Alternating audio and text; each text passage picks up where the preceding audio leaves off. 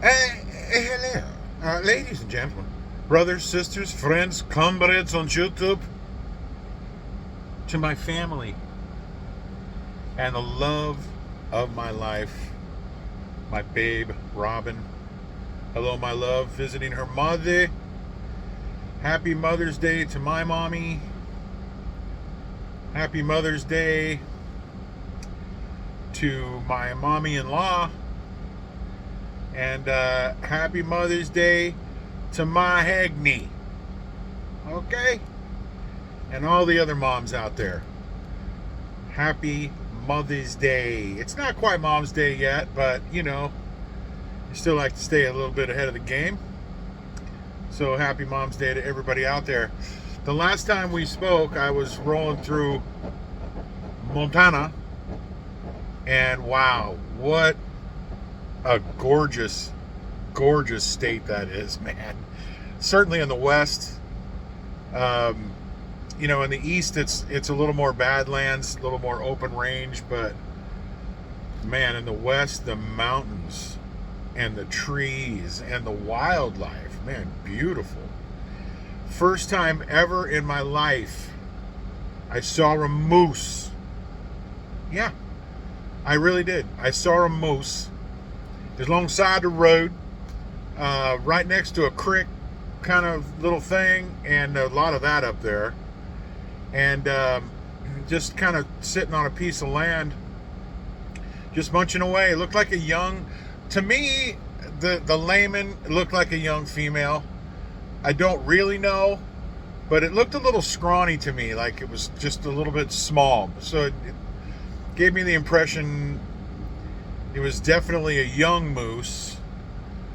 Clearly no antlers, but I don't know really when moose males start getting their antlers going. So I don't know. It just seemed to me to be a female, and it seemed to me that if it was a bull, it would already have antlers going. I don't know though. I have no idea. Anyway, kind of a scrawny looking little guy, but first time I ever seen one in the wild. I don't even remember seeing one ever in the zoo.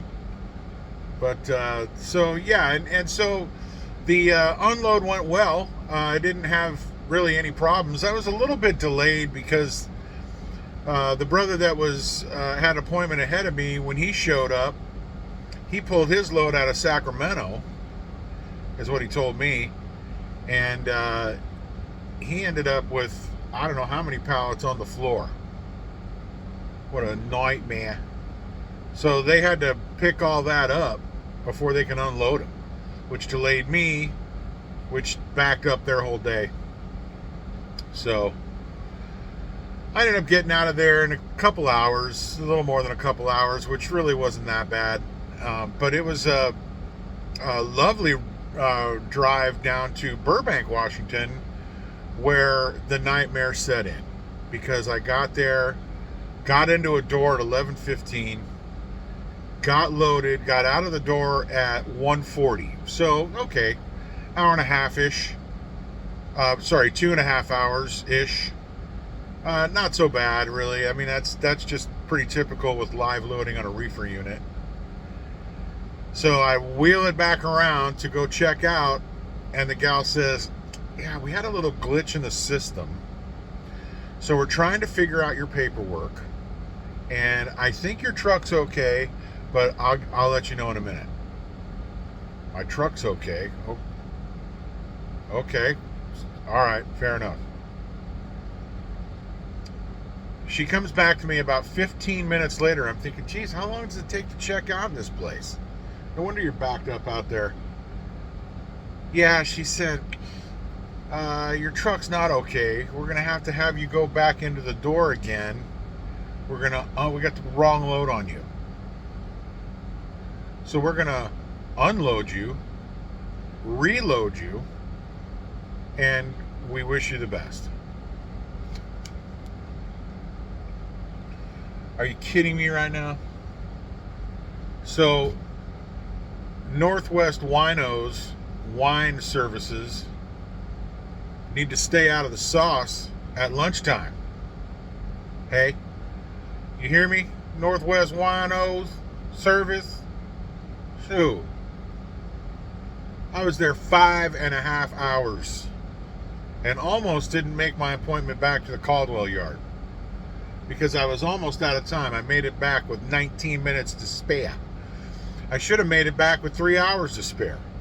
Oh boy, I was edgy. And I told her when I left to go back to load, I says, look, you guys, I need to be priority here because my clock's a ticking. And I know that doesn't mean much to you, but I've got a clock to abide by. So let's go. I need to get this thing unloaded. So I should have said loaded, but yeah, we got to get loaded up here. So anyway, we got loaded, and I got out of there and back in plenty of time. I had a fuel issue because the load previous was so heavy that I had to play the fuel game for the first time in the Wild Blue Yonder, which I did discuss last video. So yeah, I had to play the fuel game. I had plenty of fuel to get down to Burbank, Washington, which I did. I ended up fueling in La Grange, Oregon. I put 75 gallons in. It didn't even give me half capacity. Almost, but not quite. So it was plenty enough to get back to Caldwell. And then I topped it off when I left for my next load, and I'll discuss that in the next video. Kind of an interesting deal there. And a lot of variables in this next load. So anyway, we were doing pretty good there in Burbank, but we still, you know, I still was swiveling. You know, I'm never completely comfortable or complacent with this swivel action. You need to do the same thing. I hope you do. You do know who love you. It's your boy, it's Clydesdale. We're Leonard's Express's Wild Blue Yonder right here in this blue 579. Y'all have a great rest of your day. Peace!